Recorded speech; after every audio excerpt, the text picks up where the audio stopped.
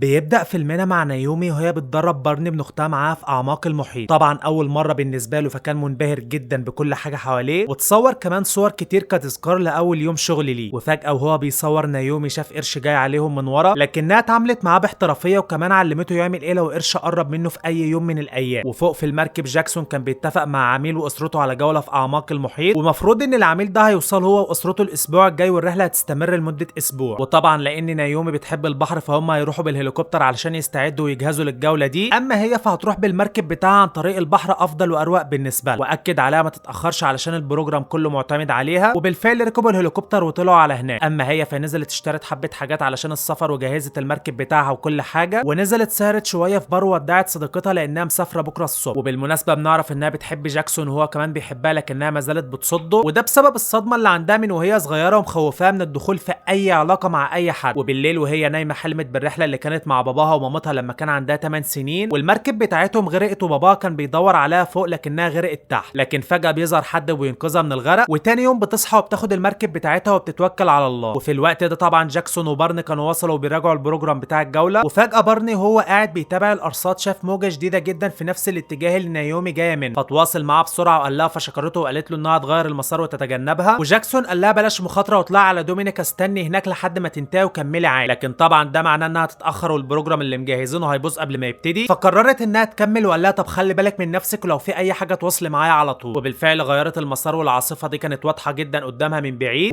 كانت مقصره عليها شويه لكنها قدرت تفاديها بكل سهوله. لكنها فجاه بتلمح من بعيد حاجه كده عماله تتحرك ناحيه العاصفه، فبصت عليها بالمنظار لقت طوافات وحد عمال يشاور من بعيد ويصرخ الحقونا الحقونا. فبلغت جاكسون في اللاسلكي قال لها طبعا ما تروحيش هناك والا العاصفه هتضربك، بلغي خفر السواحل وخلاص وملكيش دعوه. لكنها طبعا عارفه ان عم حد يوصل وينقذه ما يكونوا غرقوا ومش هتعرف تسامح نفسها لو ده حصل، فقال لها خلاص اوكي كلميني اول ما توصلي لهم وانا هتابعك على الجي بي اس من هنا. وبالفعل غيرت اتجاه المركب وراحت ناحيتهم، وفرحوا جدا طبعا ان تم انقاذهم بعد ما كانوا فاقدين الامل وكانوا هيغرقوا. وبعد ما طلعتهم هما الاثنين من الميه، ماريا قالت لها ان اخوها علق تحت لسه في المركب لان المواسير وقعت عليه وما عرفوش يخرجوه من تحت لما كانوا معاه، فعرضت عليهم انها تنزل وتنقذه، هي بتعرف تغوص ومعاها المعدات بتاعتها فشكرتها جدا. بس المشكله انه عالق تحت الميه من 3 ساعات، فممكن طيار الميه سحب المركب نفسها بعيد ولا حاجه. فقال لها لا احنا طلعنا فوق واحنا ماسكين في الحبل ده، يعني يا دوب بس نتتبع الحبل ده وهنوصل للمركب وننقذه. فسالتهم عن سبب غرق المركب، قالوا لها ان المحرك انفجر فجاه وما يعرفوش السبب، واللي كانوا معاهم كلهم غرقوا بالطاقم بتاعه ومش متبقي غيرهم هم بس الثلاثه اللي عايشين. فراحت تجيب اللاسلكي من جوه تكلم خفر السواحل، لكن ماريا منعتها وقالت لها ان احنا لاجئين، يعني لو اتمسكنا هنترحل تاني على بلادنا وهنقضي بقى حياتنا كلها في السجن. وطبعا كان لازم تبلغ خفر السواحل علشان لو هي ما عرفتش تنقذ اخوها يوصلوا لهم هم بالمعدات وينقذوه. لكن ماريو قال لها انه بيعرف يغوص وهينزل معاه عادي، بس اهم حاجه ما تكلمش خفر السواحل. فوافقت وبالفعل لبسوا بدلات الغطس واخدوا عتله الانقاذ ونزلوا على تحت وتتبعوا الحبل لحد ما وصلوا بالفعل لحطام المركب بتاعتهم دي. وكل ده طبعا جاكسون بيحاول يتواصل معاها لكنها ما كانتش بترد وكمان ثابته بالمركب في مكانها ما بتتحركش، ده غير ان المنطقه دي معروف ان فيها اسماك قرش كتير جدا ومن النوع المفترس كمان. وبداوا يدوروا على اخو ماريا، ونايومي طبعا بتتخض لما بتشوف الجثث عايمه قدامها جوه المركب، لكنهم بيكملوا لجوه لحد ما بالفعل بيوصلوا له وكان لسه على قيد الحياه بس بيتنفس بصعوبه. فقالت له يهدى وفضت له حبه اكسجين من معاه وانها تنزل تحت وتحاول تخرجه. وبالفعل رفعت هي وماريو المواسير بالعتله اللي معاهم وحرروه من تحتها، وبعدها لبسته نضاره واكسجين من الانبوبه بتاعتها ونزلت بيها على تحت. وماريو المفروض خرج الاول وخوسيه ونايومي خرجوا وراه، وكان في قرش عايم بره حوالين المركب لكنهم ما كانوش يعرفوا اللي هاجم ماريو اول ما خرج، لكنه رجع لورا بسرعه في اخر لحظه معاهم. واستنوا شويه جوه لكن طبعا ما كانش ينفع يستنوا كتير ولازم يطلعوا علشان مستوى الاكسجين بدا يقل. فبصوا بره واتاكدوا انه خلاص بعد عنهم ومش موجود حوالين المركب. طلع ماريو في الاول وهم طلعوا وراه ومفيش اي اثر لاي قرش حواليه، لكن فجاه القرش بيهجم عليه وبياكله قدامهم فدخلوا جوه تاني بسرعه. وخوسيه طبعا كان منهار ومرعوب وبيتنفس بسرعه فحاولت تهديه علشان الاكسجين اصلا يا دوبك وشويه كده، وقالت له لازم نطلع دلوقتي ولا الاكسجين هيخلص مننا وهنموت مختنقين. وبالفعل سحبته معاه واحده واحده اتحركوا هم بيراقبوا الميه من حواليه لحد ما وصلوا بسلام للمركب فوق، وماريا سحبته واطمنت عليه انه كويس وبخير. وطبعا بواقي جثه ماريو كانت طافيه على الميه قدامهم والقرش لسه بيحوم حوالين المركب اللي المفروض هم فيها دلوقتي. وكل ده وجاكسون بيراقب الجي بي اس بتاع نايومي ومستغرب هي لسه ما بتتحركش لحد دلوقتي، ده غير كمان انها ما كانتش بترد على اللاسلكي وده طبعا على غير عادل. وهنا نايومي دخلت علشان تبلغ السلطات، لكن فجاه خوسيه سحب اللاسلكي منها وكسره ورفع في وشها مسدس. وماريا وشها قلب من واحده غلبانه لواحده بتقول لها شكرا انك انقذتينا لكننا عاوزينك تغطسي تاني، وده علشان تنقذي ال 200 كيلو كوكايين اللي كانوا متهربين معانا على المركب، وبعدها تاخدينا على فلوريدا وكل حي يروح لحاله. طبعا نايومي كانت عارفه انهم هيقتلوها بمجرد ما تعمل اللي هم عاوزينه، لكن ماريا قالت لها احنا لا نعرف اتجاه فلوريدا ولا بنعرف نسوق السوق اصلا، فما تقلقيش مستحيل نقتلك لاننا كده كده محتاجينك. ولانها كانت خايفه من القرش قالت لها ان خوسيه هينزل كده كده معاه. مش عارف يعني كده المفروض تطمن ولا ايه؟ ده وجبه زياده يعني للقرش. وطبعا اكيد مش محتاجه اقول لكم جنسيه الاتنين دول ايه وبلدهم ايه وملتهم ايه. يعني افترض مثلا ان المركب دي فلسطين ونايومي دي فلسطينيه، خمنوا انتوا بقى باقي الجنسيات وقولوا لي في التعليقات. المهم نايومي دخلت جوه علشان تلبس بدله الغطس، لكنها طلعت لسلك تاني علشان تكلم جاكسون من عليه، لكن خوسيه سمعها من بره وهي لسه هترد قام واخده منها ورميه في الميه. وطبعا جاكسون هنا حس ان في حاجه غلط وان نايومي في خطر، فبسرعه اخد بارني وركب الفيسبا بتاعته وطار بيها على الطريق. اما نايومي وخوسيه فلبسوا بدله الغطس من تاني واخدوا اكياس معاهم ونزلوا على تحت، وبالفعل وصلوا للمخزن الامامي اللي طبعا كان فيه جثث تانيه جواه، وجوه كان فيه براميل اسماك اللي طبعا الكوكايين كان متخزن تحتها، فطلعوه عبوه في الشنط وكل ده، والقرش بيحوم حوالين المركب من فوق، وماريا فوق مستنياهم يطلعوا بسرعه قبل ما الدنيا تليل عليه. وفي اللحظه دي جاكسون بيوصل لخفر السواحل وبيبلغهم بالمكالمه اللي جات له ان نايومي في خطر، لكن الشرطه كان ابرد من النتن ياهو وهو خارج من تلاجه الموتى في القريب العاجل ان شاء الله، وقال لهم ان ممكن اللاسلكي بتاعها فصل بسبب العاصفه وكده كده ما مرش على اختفاء 24 ساعه. بارني وجاكسون زعقوا له ان لو هي في خطر فعلا ممكن تموت، لكنه طبعا ولا كانه هنا زي ما قلت لك ابرد من كل الزهاينه وهم خارجين من تلاجه الموتى في القريب العاجل ان شاء الله. وطبعا بقول زهاينه علشان يوتيوب بيتقمص وبيمسح الفيديوهات لما بقول اسمهم الحقيقي، فاتمنى يوتيوب يكون مبسوط مننا واحنا بنقول زهاين. ومفروض كده ان خوسيه ونايومي خلصوا وهيطلعوا دلوقتي، لكن القرش فجاه هجم عليهم، فنايومي صدرت له شنطه الكوكايين في وشه ونزلت جوه بسرعه، وطلعت تبص تاني ما لقتش القرش ولا خوسيه ولا ليهم اي اثر في المكان. وخوسيه ساعتها كان طلع فوق وهرب، وطبعا ما كانش معاه الكوكايين اللي القرش طبعا اكل جزء منه وعمل بقى دماغ قرشاوي، اما الباقيين فوقعوا تحت على سطح المركب جنب نايومي. وكل ده نايومي خايفه تطلع لكنها بتقرر تطلع خلاص لما اتاكدت ان مفيش اي حاجه حواليها، ولسه هتطلع فجاه القرش هجم عليها، ومش بس كده لا ده كمان كان بيحاول يدخل لها جوه، ولما ما عرفش يخلع الحديده رجع لورا ودخل بكل قوته من الباب اللي هم دخلوا منه، قامت طالعه بسرعه من الناحيه الثانيه وقفلت عليه الباب وبكده حبسته جوه، وطلعت بسرعه على فوق على اساس مش هيطلع وراها، لكنه عرف يفتح الباب ويحصلها، لكنه مش بيلحقها وبتطلع على المركب من قبل ما يوصل لها. ولما خوسيه سالها على الاكياس الباقيه قالت له انها واقعه تحت، فقال لها تنزل تجيبهم، لكنها رفضت طبعا لانها مستحيل تنجو من القرش ولا قادره حتى انها تغوص للمره الثالثه في العمق ده. وطبعا خوسيه كان بيضغط عليها، لكن ماريا قالت له ان لو ماتت كده هنتحبس هنا ونموت احنا كمان، فننام دلوقتي وبكره الصبح تغطسوا تجيبوهم وبعدها نطلع على فلوريدا. ونايومي كانت اخدت بالها ان جثه من الجثث تحت مضروبه بالنار، وكمان المركب متفجره من الجنب مش من ورا، فبنعرف ان هم اللي قتلوا الطاقم لما طمعوا فيهم، بس واحد منهم فجر المركب قبل ما يموت. وجاكسون في اللحظه دي كان راح للطيار صديقه وحكى له على اللي حصل وعاوزه يوصله بالهليكوبتر هناك، فقال له صعب جدا دلوقتي بسبب العاصفه، لكن اوعدك الصبح هاخدك ونروح على هناك مع بعض. فسابه وقال لبارني يخليه معاه ويطلع معاه الصبح على نفس اللوكيشن بتاع نايومي، واخد الموتوسيكل وطلع على المينا، سرق مركب من خفر السواحل وطلع بيها على هناك. وخوسيه وماريا كانوا بيتناقشوا سوا هيقولوا ايه للزعيم على المخدرات اللي فقدوها دي، فقال لها على فكره دي علامه من ربنا اننا نبدا شغلنا لوحدنا ونستقل، بمعنى اننا ناخد المخدرات اللي اتبقت ونبيعها في فلوريدا ونشتري تاني ونبيع وهكذا. اللي هو انت عبيط يا اسطى، دي مخدرات بمليون دولار، يعني فكرك انهم هيسيبونا كده عادي؟ ده احنا هنفضل عايشين عين قدام وعين ورا طول حياتنا. قال لها ما عادي على فكره، احنا كده كده اصلا عايشين عين قدام وعين ورا. ونايومي في اللحظه دي كانت بتحلم ببابا بعد ما انقذها وحطها في الطوافه ونزل عشان ينقذ مامتها كمان، وبتصحى على صوت خوسيه وهو بيصحيها علشان في مركب تانية بتقرب عليه. ولما ماريا سالتها مين ده قالت لها ما اعرفش، فقالت لخوسيه يقتله اول ما يوصل، فقالت لها لا ده البوي فريند بتاعه كان متابع الجي بي اس، فاكيد جه اول ما لقاني ثابته في مكانه وما بتحركش، اللي هو معقول سايق طول الليل من ساعتها لحد ما يوصل لهنا؟ ده على كده دايب فيكي بقى. عموما لو عاوزين تعيشوا انتوا الاثنين بسعاده للابد وتخلفوا صبيان وبنات يبقى تعملي بالظبط اللي هقول لك عليه. وقالت لها تشاور له معاهم، فبداوا يشاوروا له علشان ياخد الامان، وبالفعل اخد الامان وطلع على المركب، ولسه بيطمن عليها سمع صوت المسدس وراه، وماريا بتقول له انها انقذت حياتنا مشكوره ودلوقتي هتنزل تنقذ مخدراتنا من تحت، اصل بعيد عنك كده يعني احنا زي الزهاينه كده تعمل فينا الخير نرده لك على هيئه خازوق، مع فرق بس ان احنا بيجري في جسمنا دم، اما الزهاينه فبيجري في جسمهم ميه مجاري. نايومي قالت له انها مرهقه لانها نزلت مرتين، ده غير ان في سمكه قرش تحت، فقال لها لا خلاص انا اللي هنزل. فماريا قالت لها لا هو هيفضل معانا هنا، ولو عملت اي حاجه كده ولا كده هنخلص عليه ونبعته لك على تحت. وبالفعل ربطوه ونزلوا تاني على تحت هي وخوسيه، وماريا فضلت مع جاكسون فوق اللي معجبه بيه انه بيحب نايومي لدرجه انه يجي المسافه دي كلها عشان، وجاكسون كان اخد باله من الرابطه اللي ربطتها وده معناه انها بحاره ومحترفه كمان، فسالها ليه قلت لنايومي انها تاخدك لفلوريدا مع انك هتعرفي تروحي لوحدك وبكل سهوله كمان. قالت له فكرك ازاي كنت اقنعها تنزل تواجه سمكه قرش ما كنتش اديتها امل زائف انها سيبها تعيش؟ فسالها واخوك كمان بتفكري تقتليه؟ قالت له لا طبعا، ده الغبي اللي ممكن يخاطر بحياته علشان البضاعه زي ما انت شايف كده دلوقتي. اما تحت فالاتنين كانوا بالفعل وصلوا للمركب والقرش مازال بيحوم حواليهم، واداها كيس تعبي فيه المخدرات، وبمجرد ما خلصتها نزل فوقها بالعتله لحد ما اغمى عليها ورماها في الاوضه وقفل عليها. وجات لها ذكرى باباها لما مات وهو بيقول لها ما تيأسش وتحاول النجاه بقدر الامكان، وهنا بتفوق وبتطلع فوق تشوف القرش لسه موجود حواليها ولا لا، وبتشوف خوسيه اللي بيكون وصل بالفعل لسطح الميه ومعاه البضاعه كلها، وماريا طبعا مبسوطه وبتقول له يلا تعالى بسرعه. ومن حظ نايومي الاسود ان ده ما كانش قرش واحد وبس، لا ده كانوا اتنين، وكانت عارفه ان كده كده القرش مش بيتتبع الصوت بل بيتتبع الفقاعات اللي طالعه في الميه، فقامت قلع الزي بتاعه وسايباه بالانبوبه تطلع فقاعات في الميه وهي طالعه لفوق ناحيه خوسيه، وعمت هي في الاتجاه التاني بعد ما القرش طلعت ورا الزي والفقاعات. وفجاه خوسيه بيبص جنبه بيلاقي بدله الغطس طايفه جنبه بس ما فيش اي حد فيها، فاستغرب ايه ده، ولسه هيكمل استغراب كان القرشين طلعوا على فوق وقسموه نصين، واحد منهم اخد الصدر والتاني اخد الورك، وقعدوا يتسلوا عليه ومصمصوا فيه قدام ماريا اللي كانت بتصرخ ومش عارفه تعمل حاجه. ونايومي كانت وصلت بالفعل للسطح واستخبت ورا المركب من الناحيه التانيه، وجاكسون كل ده كان بيحاول يفك نفسه لحد ما بالفعل فك نفسه في النهايه. وماريا اول ما لمحت نايومي جنبها فضلت تضرب عليها نار، قام جاكسون جاي من وراه وضربها بوكس وقعت في الميه واغمى عليه، وانقذ نايومي وطلعها على المركب. والهليكوبتر المفروض دلوقتي انها كانت لسه في الطريق، وبعد شويه حب وهق ومق نزل علشان يشغل المركب ويتوكلوا على الله. لكن فجاه بتيجي ماريا من وراه وبتحاول تخنقها بسبب اللي عملته في خوسيه، وجاكسون سمع الصوت فوق فطلع بسرعه جري على فوق واخد مسدس الاستغاثه وقام ضاربها طلقه مضيئه في بطنها فوقعت في الميه، والمره دي كده خلاص ماتت 100%. ما تنساش الدعاء لاخواتنا الفلسطينيين في غزه بالنصر على حساله البشر وشرازم الامم من الكيان المختل الإخرائيلي، وإنه لجهاد